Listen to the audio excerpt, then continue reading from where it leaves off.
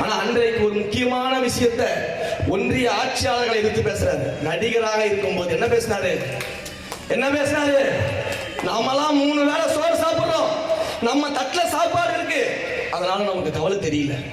ஒருவேளை காசு கொடுத்தா கூட சாப்பாடு கிடைக்காதுன்ற நிலைமை வந்தாதான் உங்களுக்கு எல்லாம் விவசாயியோட அருமை புரியும். இந்த நாடு வல்லரசாவதை விட விவசாயிகள் வாழும் நல்லரசாக மாறணும்னு பேசினாரு. அன்னைக்கு அண்ணன் உதயநிதி அவர்களே, கொள்கை பேசக்கூடியவர்களே, பெரிய அரசியல் பின்புலம் இருக்குன்னு சொன்னீங்க. என்ன பண்ணிக்கிட்டு இருந்தீங்க? லாலா கட சாந்தி நானே பூந்தி அப்படின்னு நடனம் ஆடிட்டு இருந்தார் உதயநிதி ஸ்டாலின்.